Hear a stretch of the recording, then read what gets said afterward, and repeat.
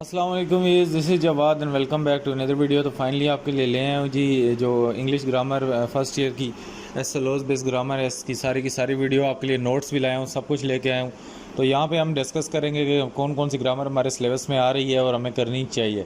Video पे channel पे अगर नए हो तो सब्सक्राइब कर लो और नोटिफिकेशन को भी ऑन कर लो ताकि इसी तरह की वीडियोस देखते रहो। चलो स्टार्ट लेते हैं। तो ये इंग्लिश की 11 फेडरल बोर्ड की जो एसएलओस बेस्ड ग्रामर है, इसमें हमारे पास जो आपने सबसे पहली चीज़ करनी है दैट इज़ नाउन, उसके बाद नाउन फ्रेजेस और नाउन क्लासेस। इसमें जो पॉइंट्स बने हैं इसको हम पढ़ लेते हैं। Demonstrate the use of collective noun आपको आना चाहिए कि कलेक्टिव नाउन को अगर वो दे दें तो आपको उसमें से ढूंढना आना चाहिए। इसी तरह कलेक्टिव नाउन वही होता है कलेक्शन ऑफ थिंग्स, और काउंटेबल जिनको हम गिन सकते हैं, अनकाउंटेबल जिनको हम नहीं गिन सकते। मटेरियल जो कि मटेरियल होता है और एब्स्ट्रैक्ट जो कि नज़र नहीं आता। तो ये सारे इनका यूज़ आपको करना आना चाहिए। इसी तरह demonstrate the use of noun, noun phrases and clauses in the apposition, और apply rules of change of number of nouns. तो जो कि नंबर ऑफ नाउन्स हैं इनमें कोई सी भी चेंजिंग करें तो मतलब आपसे वो स्टेटमेंट करके पूछेगा कि ये कौन सा नाउन है, तो आपको पता होना चाहिए। Recognise and demonstrate the use of words that have double plurals. तो वही है कि सिनोनिम्स जिसके सेम मीनिंग है और प्लूरल्स वाले अगर कोई वाहिद जमा वाले जो भी मीनिंग्स है वो आपको नज़र ढूंढने आने चाहिए।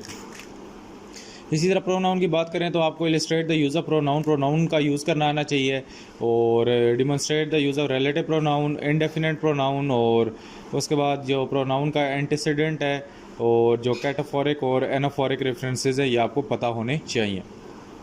आर्टिकल्स की बात करें तो आपको आर्टिकल्स में रूल्स पता होने चाहिए कि जो आ एंड दा में ये कहाँ अप्लाई करते हैं, wherever is applicable in speech and writing, कि इसको हम कहाँ कहाँ अप्लाई करते हैं और कहाँ ये नहीं हो सकते। तो मज़ीद आगे चले तो हमारे पास जो ग्रामर आती है इसमें हमारे पास वर्ब्स आते हैं और वर्ब फ्रेजेस आते हैं। इसमें आपको मॉडल वर्ब्स को पता होना चाहिए, रेगुलर और इरेगुलर वर्ब को पता होना चाहिए, ट्रांजिटिव और इंट्रांजिटिव वर्ब को पता होना चाहिए। इसी तरह आपको प्रेजेंट और पास्ट पार्टिसिपल का पता होना चाहिए, और आपको यूज़ करना आना चाहिए परफेक्ट पार्टिसिपल्स को। इसी तरह आपको इन्फिनेटिव और इन्फिनेटिव फ्रेजेस, जेरेंड और जेरेंड फ्रेजेस का पता होना चाहिए कि इनको यूज़ हम कैसे करते हैं। इसी तरह आपको टेंसेस में टेंसेस आने चाहिए, इनको आपको फ्यूचर से पास्ट या पास्ट से फ्यूचर में या प्रेजेंट से पास्ट में चेंज करना आपको आना चाहिए। उसके बाद identify from and future continuous, तो आपको ये पता होना चाहिए कि ये जो टेंस लिखा है ये फ्यूचर कॉन्टीन्यूस है, प्रेजेंट है, कौन सा है। इसी तरह अगर एडजेक्टिव्स की बात करें तो एडजेक्टिव की डेफिनेशन और उसके बाद फ्रेजेस और क्लॉजेज जो एडजेक्टिव में आती हैं ये आपको पता होना चाहिए। जिस तरह इसकी डिफरेंट टाइप ऑफ एडजेक्टिव है तो ये आपको सारे आने चाहिए। Changes and uses and degree of adjective भी आपको आने चाहिए, और follow order of adjective in sentences, आपको एडजेक्टिव को सेंटेंसेस में पकड़ना आना चाहिए। इसी तरह आपको एडजेक्टिव फ्रेजेस और क्लॉजेस का पता होना चाहिए।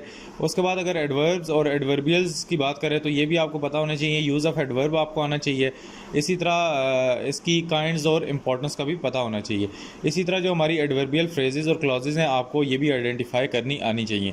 मज़ीद अगर देखें तो हमें प्रपोजिशन और प्रपोजिशनल फ्रेजेस का पता होना चाहिए, उनका यूज़, उनकी पोजीशन, टाइम, मूवमेंट और डायरेक्शन का पता होना चाहिए कि हम इसको किस टाइम पे, किस पोजीशन पे, किस जगह पे यूज़ करते हैं। उसके बाद ट्रांजिशनल डिवाइसेस का आपको पता होना चाहिए, ऑल अप्रोप्रिएट ट्रांजिशनल डिवाइसेस, इसमें सारी की सारी इंक्लूडेड है, इसमें कोई एक नहीं है जो कि आपके एसएलओएस बेस्ड मॉडल पेपर के एमसीक्यूज़ में थी।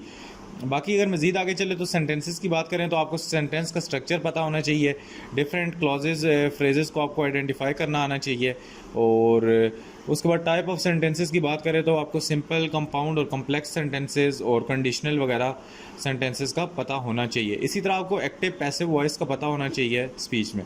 तो ये थी आपकी सारी की सारी ग्रामर। तो मैं साथ में आपको नोट्स भी दिखा देता हूँ ग्रामर के। तो ये हमारे पास नोट्स हैं जो कि डिफरेंट किस्म के नोट्स मैं आपके लिए लाया हूँ। बहुत अच्छे कॉलेजेस के, फौजी फाउंडेशन और इस तरह बड़े बड़े कॉलेजेस के बने हुए हैं। तो आप इनको देख सकते हैं। अगर किसी बच्चे को चाहिए तो मुझे बताएं, मैं इस पर वीडियो बना दूंगा। इसमें से कोई टॉपिक अगर आपने समझना है तो वो भी समझ लो। ओवरऑल मैं इसको थोड़ा बहुत नीचे स्लो स्लो करके चला रहा हूँ ताकि आप इसको देख लो कि कितने आसान और उस अंदाज में आपको समझाया गया है, और साथ में आपको एग्जांपल भी दी गई हैं। इसी तरह एडजेक्टिव क्लॉजेस की बात करें तो ये सारे का सारा इसमें कंटेंट इंक्लूडेड है। पोजेसिव प्रोनाउन की बात करें, नाउन फ्रेजेस की बात करें, और उसके बाद possessive pronoun of and possessive adjective की बात करें, नाउन फ्रेजेस की बात करें और जेरंड वगैरह, इसमें ये सारे का सारा यहाँ पे एग्जांपल समेत है। आपको यहाँ पे प्रैक्टिस के लिए ये क्या चीज़ें दी हुई हैं, स्टेटमेंट्स भी दी हुई हैं ताकि आप फेडरल बोर्ड के पेपर में प्रैक्टिस करके जाएँ। तो मज़ीद अगर हम देखें तो ये भी हमें प्रैक्टिस के लिए सारा मटेरियल यहाँ पे मिला हुआ है, आप इसकी प्रैक्टिस कर सकते हैं। अगर कहते हो तो मैं आपको करा दूंगा। फ़िलहाल आज मेरी थोड़ी तबीयत अपसेट है, तो कल से इंशाल्लाह सही से वीडियो लगाऊंगा। तो ये प्रपोजिशनल फ्रेजेस भी आपको नज़र आ गई, इनकी भी नीचे प्रैक्टिस भी दी हुई है। तो मज़ीद आपको ये वर्ब नज़र आ गया, देखो कितने अच्छे और सिस्टमेटिक वे में ये बने हुए हैं। तो इन नोट्स को मैं थोड़ा बहुत आपको दिखा के मज़ीद भी आपको नोट्स दिखाऊँगा। सारे के सारे यहाँ पर मेरे पास नोट्स अवेलेबल हैं। तो ये ट्रांजिटिव, इंट्रांजिटिव, रेगुलर, ऑक्सिलरी, सारी वर्ब्स और साथ में इनकी ये प्रैक्टिस हुई है, क्योंकि आप प्रैक्टिस नहीं करेंगे तो आपको खाक समझ आएगी। तो अगर हम दूसरी ग्रामर के नोट्स की बात करें तो ये इसको मैं थोड़ा जूम कर लेता हूँ। तो ये हमारे पास नोट्स आ गए हैं, तो इनमें भी ये वर्ब्स और प्रपोजिशन आप देख सकते हैं।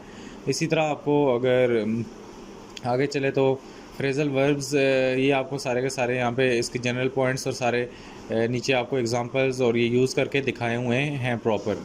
इसी तरह अगर हम आगे बात करें तो फ्रेजल वर्ब्स ही हैं। तो मैं मज़ीद नीचे जाता हूँ तो देखता हूँ इसमें हमें मज़ीद कोई चीज़ नहीं मिलती है, तो वो भी हम देख लेंगे। तो ये हमारे टोटली फ्रेजल वर्ब्स के बने हुए नोट्स ग्रामर के। तो इसमें सिर्फ हमारे पास क्या चीज़ें हैं, फ्रेजल वर्ब्स सही से एक्सप्लेन हुए हैं, साथ में उनकी एग्जांपल्स भी, प्रैक्टिस भी है। मज़ीद चलें तो इंग्लिश ग्रामर की जो नोट्स हैं सलोज बेस्ड, ये भी पड़े हैं मेरे पास। इसमें आपकी जो one and only translational devices आ जाती हैं, आप इनको यहाँ से देख के पढ़ सकते हो। कहते हो तो मैं समझा भी दूंगा। ये एडिशन और उसके बाद कंट्रास्ट, इसी तरह हमारे पास जो कंपैरिजन है, रिज़ल्ट है और ऑफ टाइम है, उसके बाद ये कंजक्शंस आ जाते हैं। और इसी तरह ये सारी की सारी हमारे पास यूज़ और ट्रांजिशनल एक्सप्रेशंस हैं। तो ये सारी की सारी हमारे पास जो ग्रामर है ये हमारे पास यहाँ पे आ जाती है। मज़ीद ये इसकी एक्सरसाइजेस भी हैं, ये आप ताकि इसकी प्रैक्टिस कर सकें, ये सारे का सारा आपको कंटेंट दिया है। इसी तरह अगर हम मज़ीद आगे जाएँ तो एसएलओज़ बेस्ड मज़ीद हमारे पास नोट्स भी मौजूद हैं। इसमें जो कॉन्टेक्स्ट क्लूज़ हैं आपके, और इसी तरह हमारे पास जो मज़ीद आगे चीज़ें आपके सिलेबस में एडेड हैं, आप इनमें से डेफिनेटली वही करेंगे, सारी की सारी तो नहीं करेंगे। तो इसमें भी आपको यहाँ पे मज़ीद जो आपके काम की चीज़ें हैं वो नीचे मिल जाएंगी। जिस तरह यहाँ पे इसमें भी ट्रांजिशनल डिवाइसेस आपको मिल गई हैं, और इसी तरह आपकी फुल कंप्लीट ग्रामर के नोट्स हैं, तो आप इनसे भरपूर फ़ायदा उठा सकते हैं। तो बाकी ये देखो, guess the meaning of context, तो कॉन्टेक्स्ट क्लूज़ ये सारे के सारे आपको यहाँ से समझ आ जाएंगे।